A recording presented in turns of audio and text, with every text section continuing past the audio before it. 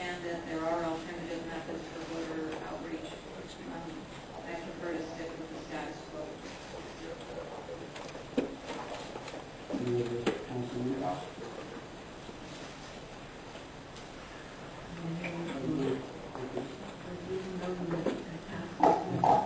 Mr. Mayor and Council, Rita Lovin, retired city clerk, has sat in that position and run a lot of right, and has run numerous elections since 1980. And I know the discussion was on the task force, and I know we discussed it, and it was very well put. I appreciate your comments, Mrs. Walker. On the cost, when we changed the elections from even years in April, in 1980, elections were held in April of even numbered years. And we pulled them back by 5 months to consolidate with what is known as the UDEL election, which is school elections. We were able to share the cost of the elections. And because you had school districts that were within our city, that's how you were able to share them. At that time, we could not go 1 year in advance. You couldn't go forward, you had to go back. And that's why we did it. And we did it to save money for the taxpayers. And it was a big savings at that time. And it's a small thing for the clerk's office to do, is to be able to save some money for the city.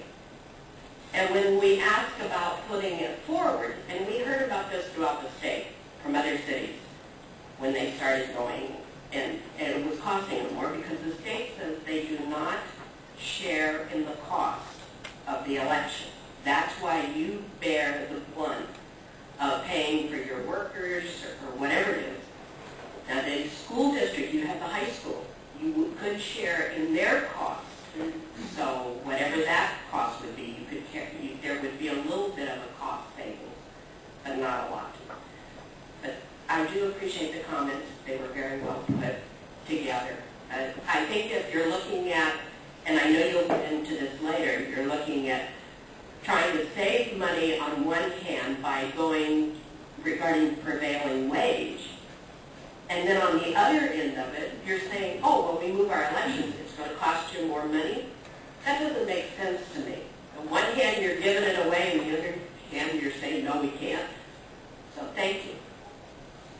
Mayor, there is another individual who would like to speak to this item. He did. He gave us the whole issue, but he would like to speak also. Yes. He didn't want your message. You're taking these individually. Yeah, I'm Matt Desert. I'm a resident of Centro. The information on the quote for the additional cost for the elections, who gave that information? Where did that come from, that extra point? The county attorney's office. The county counsel's office. County council.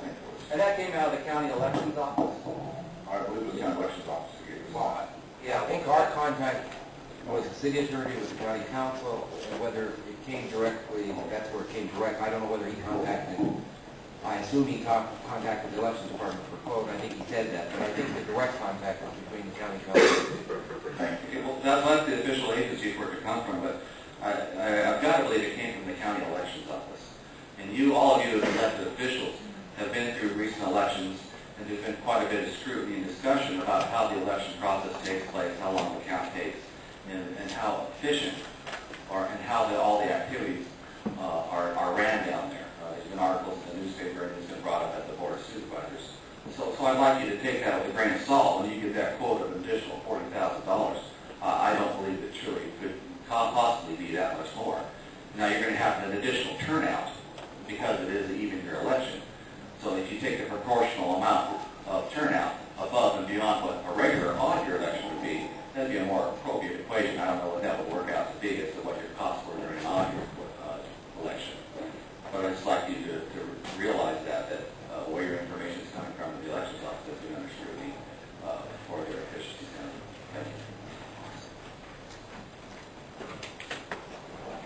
Any other council members? Yes, Mr. I would like to speak to the issue of which is item number 3, and that is to consider moving our election from odd years to even years, but the idea of bouncing it forward, for those 2 council members who would be up for the election, we bounce you forward so that would not, in my view, would not impact you on this particular year. It can be done that quickly. The other issue, however, I think has merit as it relates to bouncing it forward, and that is down ballot candidates do have a difficult time penetrating and getting their message out. I can understand that. I'm also concerned about the cost. Now, there's no way to really identify whether the cost is valid or invalid. But the cost is not something that's generated from our county registrar. It's generated by the state, who says that the fee that's attached to the election is borne by the particular county and or city or school district that's actually having that election. With that in mind, recognizing the additional poll workers, etc., that would need to be hired, and at the same time, seeing the limited number of individuals who would be sharing that cost does merit some pause, at least for me. Now, I don't know whether or not we can revisit this and look at it in a couple of years and get some more definitive information as it relates to the actual cost. If the cost will be $40,000 in addition, or some number greater than, or some number less than. I happen to be a part of the council who came in. Mr. Edney chuckled and laughed when he said, Mr. Lewis was before us, and he said, were you here then in 1966? I said, I was living in the city, but I wasn't a part of the city council. I want you to know, I was a part of the city council on this particular issue as related to changing it from that particular year. And we did get bounced back. But I think that issue in and of itself is not significant for me. The issue that relates to down ballot candidates having an opportunity to have their voices and messages bubble up, if you will, that is resonating with me, and the cost. There is no question the County Office of Registrar Department has been under certain scrutiny, but if we know the amount of money that's paid to those poll workers who sit there for 12 hours at less than $5 an hour, it's a wonder she gets anybody to work. But nonetheless, having said that, I think at this point, I would like to see the task force take into consideration of bringing this back, and we can revisit this. I'm not sure if we're going to be able to move on all of this right away, or if we can look at this in a year so we can get clarity on the actual cost.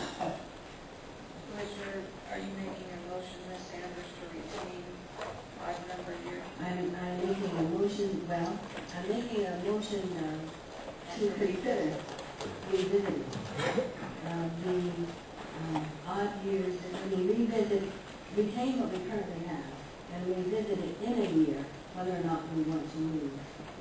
Yeah, just for clarification, what will be the point of revisiting this? I would think that the circumstances and the general discussion will change a year from now. Well, the circumstances may not as it relates to the elected officials, but the information will change, I should say. As it relates to the potential cost? To the cost.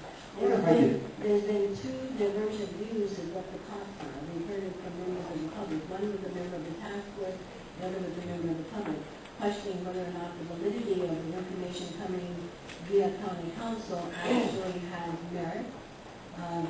Former city clerk, who was also a member of your task force, our task force, stated that she can recall that this cost could be legitimate, and it would be borne by those particular individuals that are actually seeking election, which means school district would pay a portion in the city of Centro.